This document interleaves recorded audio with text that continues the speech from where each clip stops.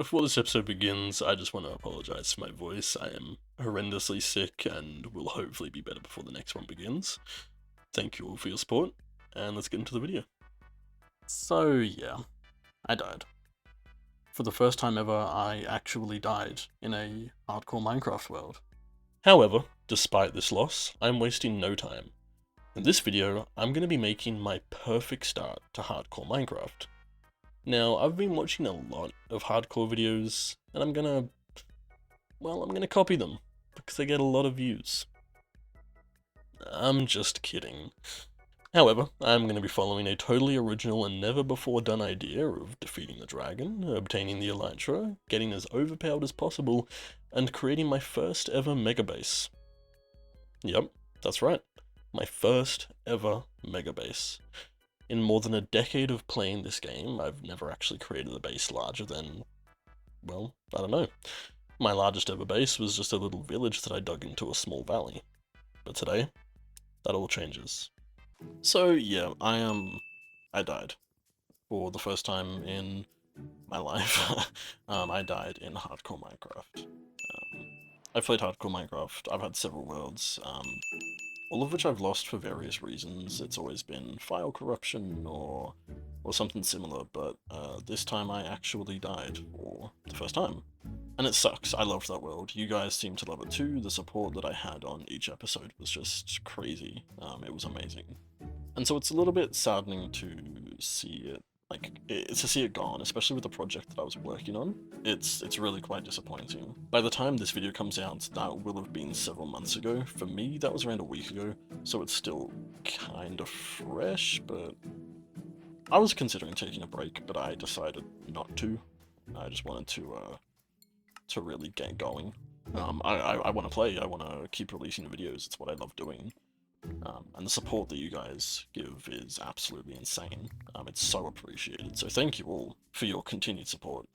So while this world is going to be quite similar to the last in terms of my goals, which are just to push the bounds of Minecraft and, you know, push my own limits, there are two main differences.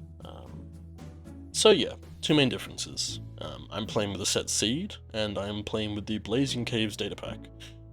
Blazing Caves first, it's a data pack that adds nearly 1,000 achievements for the player to complete. Now, I've never actually played with Blazing Caves before, but I've watched quite a few creators play with it lately, mostly not Brock and TJ Things. Now, TJ Things is actually doing a half-hearted hardcore Blazing Caves run, which is just wild. 100%ing an already stupidly difficult data pack, but doing it on half a heart in hardcore is just wildly impressive. Now, achievements are something that I truly believe Minecraft needs to renovate, as the vanilla ones are quite stale, especially after the game being out for so long, and so little actually being added with each update. Now, the second key difference is this world is indeed a set seed, but my friend and I scoured thousands of seeds to find one that just fits my criteria, which, to be fair, weren't very strict. A meadow at spawn, and a quad witch hut within 20,000 blocks of my spawn. Now, when my friend and I looked at my old world, I didn't have a quad witch hut within 10 million blocks of my spawn, which is just stupid. However, this world has exactly what I'm looking for. A meadow, 4 witch huts within spawning range, and some all-around cool terrain. I'm extremely happy with this seed, so thank you, Jester, for that. With that background info out of the way, it was time for some progress. Now, if it wasn't obvious enough already from the background footage, I'm doing a Dragon Rush. I understand some people prefer slower paced playthroughs, but for me, I heavily prefer obtaining the elytra, obtaining some OP tools and armor, and then working on the big projects. And trust me when I say I have a big project coming up just in this video. Now, I continued on to another village until eventually heading towards a lava pool I had already discovered in a previous run. Now, I did have some reservations about using a set seed. I mean, I've always found it quite boring, especially in situations like this where I have actually died in this world. I already know where POIs like this lava pool and the upcoming bastion are, but while my negative feelings towards playing with a set seed still remain, I'm just gonna be running with it. At the end of the day, I don't find it entertaining to spend hours searching for some obscure structure or biome. However, I am going to keep my seed map usage to a minimum where possible. Now, after looting the third and final village, it was time for the Nether. Now before I answered, I made sure to grab some sugarcane, as getting the materials required for firework rockets now, before the end, will make end busting exponentially easier.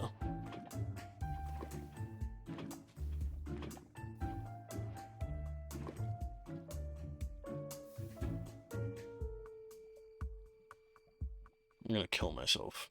That is the first time I've fucked up that portal.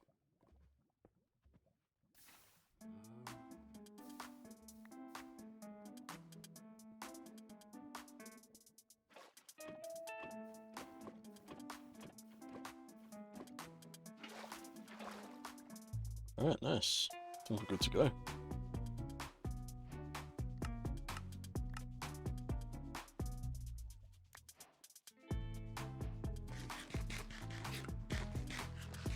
Alright.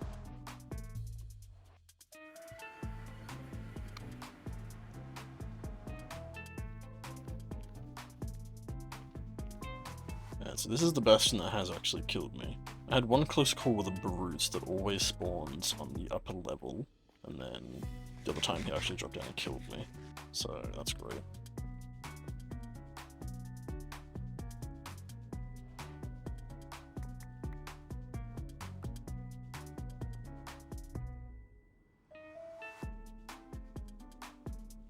No pearls yet, which is kind of a bummer.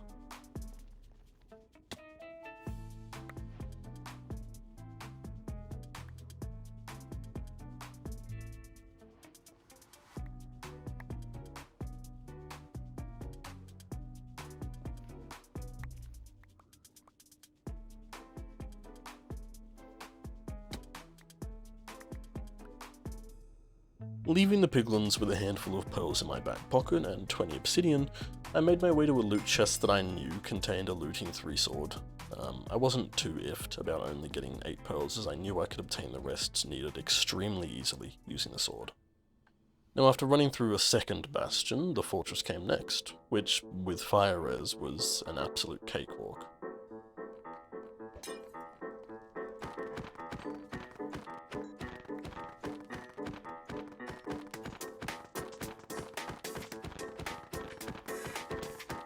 Alright, let's see where I am. Please not be in a cave. What did I just say? The great... Am I in a coral reef biome?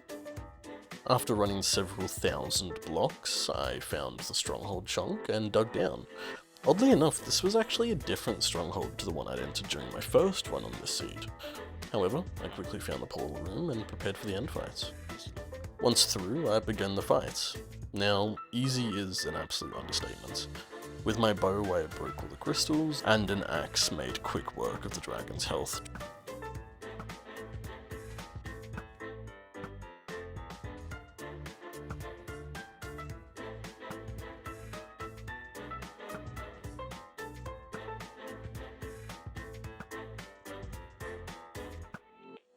Come on. One more. One more.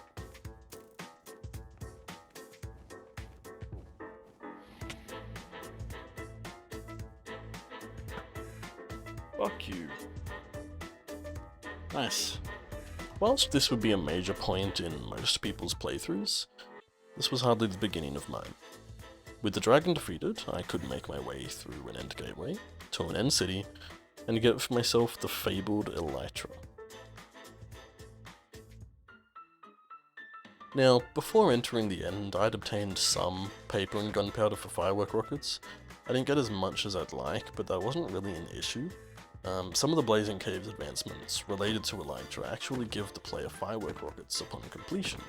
Now these include flying a certain distance or reaching a certain altitude, and by sparsely using my rockets I was able to extend my time in the end, completing certain milestones along the way in order to receive more rockets.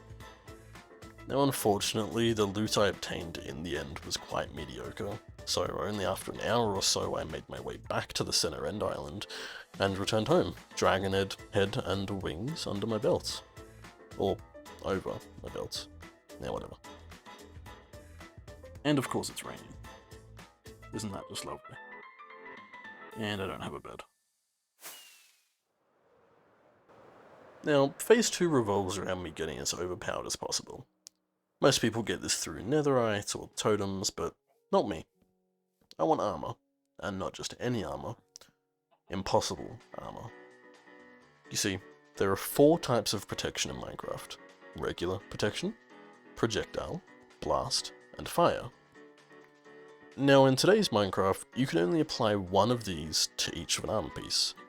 However, back in early 1.14, you could have all 4 of these protections on one piece. And that is what I'm going for. But first, I'll be needing a few things. The first being villagers. So let me just...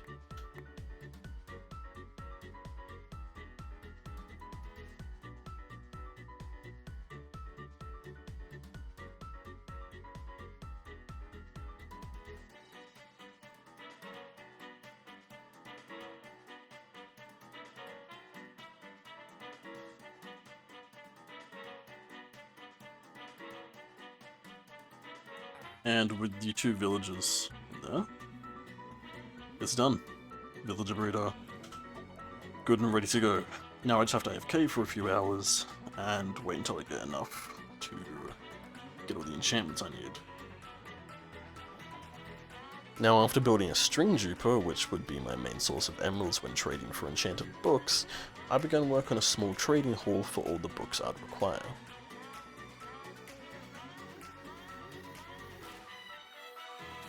All 4 protections, mending, unbreaking, aqua affinity, respiration, depth strider, and feather falling. All of these were obtained along with some enchantments for my tools. Also, tell me why it took nearly an hour to get an efficiency 5 book, like, come on bro.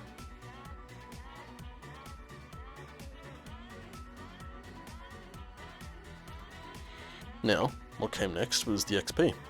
I needed an XP farm, and the obvious choice was an Enderman farm.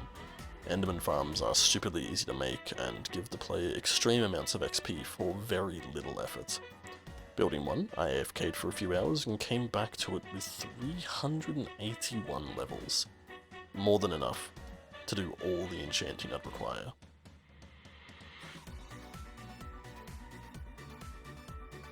I think I've got probably enough levels. I mean, 380, it's a lot. Let's hope it's enough. I've been here for several days now, so let's go. With all the books, gear, and experience acquired, I sorted my inventory and flew several thousand blocks in the nether to ensure I wouldn't corrupt any chunks or anything of the like. I then backed up my world and downgraded, just to find nothing. Nothing but my levels had come back with me. I couldn't find the exact post, but somewhere along the way Mojang changed how downgrading works, so certain aspects of your player data, like your inventory, don't come with you. However, I wasn't going to let this stop me. I created the world in 1.14 and totally legitimately got myself the armor, enchanting it with every enchantment aside from thorns. I then used an MBT data editor to copy that player's inventory into my hardcore world. Then, loading up my hardcore world, I burned all the armor and books I'd traded for, so as I have duplicates, and for the first and only time ever in this world, I used commands to scrape my levels down to pre-Enderman farm levels.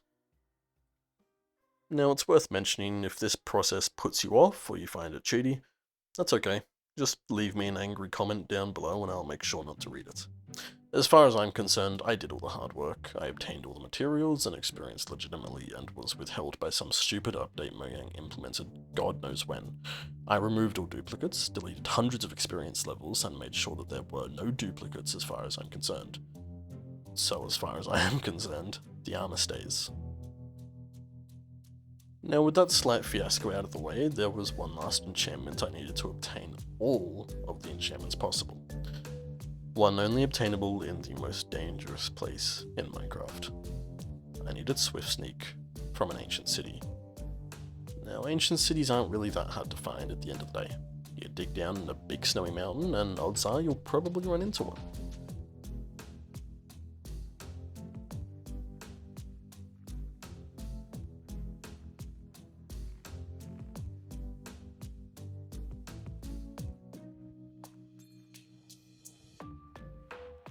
At first, I tried going through this place quietly, but just like my last series, I have a faster and far more entertaining method of looting these places.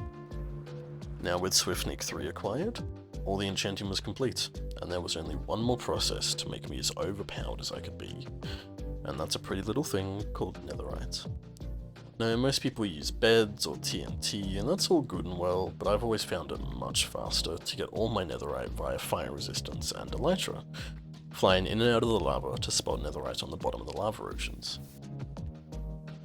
Now, I technically only needed 44 netherites, but I saw that by obtaining a stack, I got a nifty reward from the Blazing Caves pack, so 64 became my new goal. With all the ancient debris found, I smelted it all down into scrap, and then with gold, I made 18 netherite ingots. Like a block of netherite.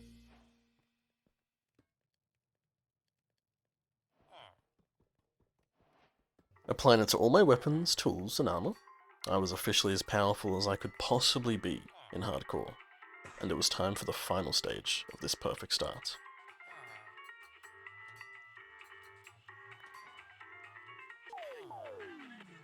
Now the first step to getting this base done was actually getting a beacon. I know, weird first step. However, I needed several thousand stone, and I am not getting that without haste 2. Now I know I said it was base building time, but there's actually some stuff I need to do first. There's multiple farms I need to make for this base to be completed. First came the iron farm, an extremely simple design that gets around 1.2 thousand iron per hour, which right now is more than I need. All that was left to do was AFK for a bit and come back to the spoils of my laziness. 4 Overwatch comp games later and a complete loss of my sanity, I found stacks upon stacks of iron waiting for me, all ready to be put to good use. Now, much like my 100 farms video, there is a specific order that I'm making these farms in. Iron, being used in pretty much all redstone builds, comes first. Second is the slime farm, and this is the same design from last time, just Big Booty 17's oozing powered slime farm, except this time it's being built above ground, because why not?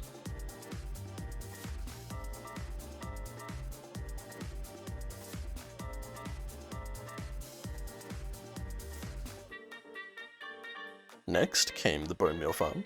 Now, those who watched my last video, which was a mini tribute to my old hardcore world where I went over my death, I recapped a mega project I was working on, in which you would have seen 35 of Ilmango's bone meal farms, which in total produced I think it was 224,000 bone meal an hour, with each module making around 6,000 bone meal an hour. However, this time I opted to go with the dust moss farm, improved upon by Shadowed, which is just a humble improvement on the Archivists' chrome moss farm, both of which are extremely good and relatively simple to make. Given that one single module of the dust moss farm is significantly smaller than Ilmango's and produces just under half, I'd have to say for the early game, dust moss is 100% the way to go. Even at my early phase, collecting all the materials necessary and actually building this farm went flawlessly. All that was left was to create a little storage room and I was ready to AFK, collecting thousands of bone meal each hour for such little effort. It's at this point that I want to once again thank all the members of the TMC server. So many of them are actual geniuses who revolutionized the way Minecraft farms are built, and so many of their designs are lost in the swamp of shit that gets churned out on YouTube. When one of their videos or showcases do appear, they always shine through, providing reliable farms as well as actually dedicating the time to teaching dumbasses like me how the farms actually work. Please, please, show everyone there your support, as I truly believe they go severely undervalued in the Minecraft community. With the bone meal farm complete, it was time for the finale of this farm saga. I had created an iron farm, to create a slime farm, to create a bone meal farm, just to create a dark oak farm. I needed something stupid like 3,000 dark oak for this build, and I'm far too lazy to mine all of that.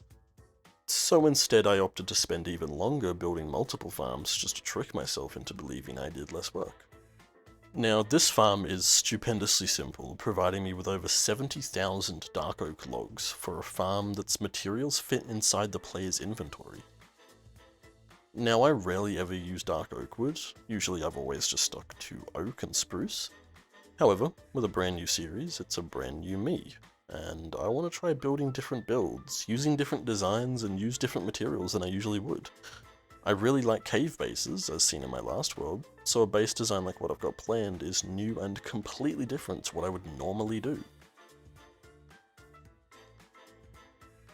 After AFKing for less than an hour, I had almost filled my storage, and the hardest block to collect for this base was collected. Now only one farm remained, and by god I nearly killed myself making this, in-game, of course. Motherfucking shulkers. Teleporting where they want, when they want, shooting me with their stupid fucking projectiles, doing everything they shouldn't. Now, this design was different from the one I made in my last world, and should hopefully be quite a bit faster. Fortunately, stupid me completely forgot to record literally any part of this, both on OBS and the replay mod. But trust me when I say, getting a shulker into this farm still has to be the most infuriating process known to man. However, with the farm done, I AFK'd and gained thousands of shells, and was ready to start actually material gathering for this base. All that was left was to start crafting all the raw materials into their blocks I'd actually be using, and when that was done, it was time to build. Strictly speaking, the first process was a little bit of terraforming. I had to clear away this hill and build some supports for the build, as the land I'd chosen wasn't entirely flat. However, with that done, I began work on the basement. Now this is where most of my valuables are going to be kept, along with my bed and other things like furnaces and brewing stands. The top layer will be where all the blocks are going to be kept, and oh my god, what the fuck, I'm already building it. Look at that.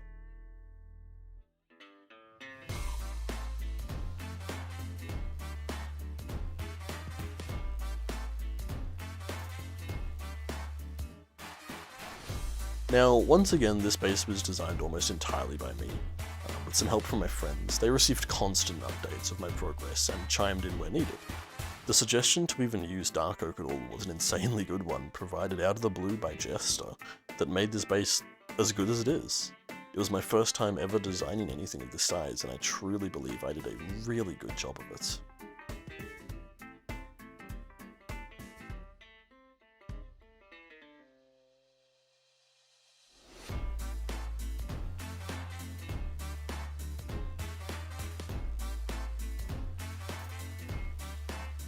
It holds hundreds of thousands of items, it looks insane, being both functional and stylish. It'll be entirely lit up, so safe from mobs, while still being open to the sky and elytra friendly. I wanted a base that felt enclosed, but still enabled me to fly in and out where necessary, and the views are to die for. When my friend found this seed and I loaded into the world for the first time, I was in love.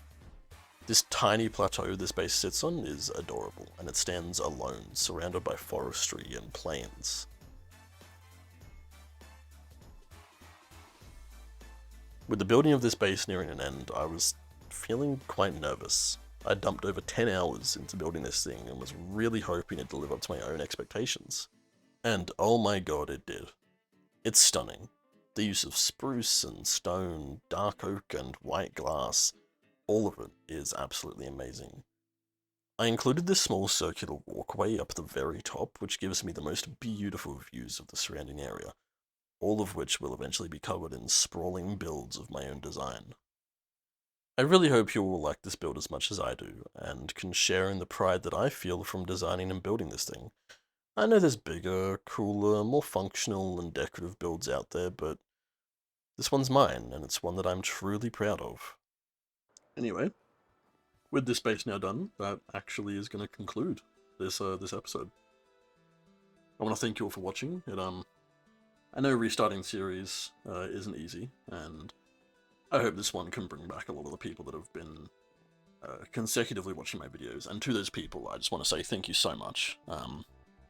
Every comment you guys leave, it like inspires me. Every like, every subscription, it really means the world to me. It truly does. I hope you guys like this world and this build as much as I do. I think this one's sick.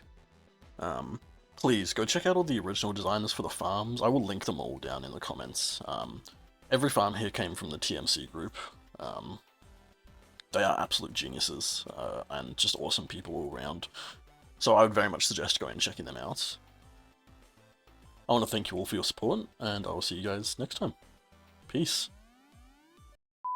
Yeah, make sure you go check out episode 2. Not that there is an episode 2. Rewatch this episode, it's fine. There'll be another one in a few weeks. I have no idea what I'm doing.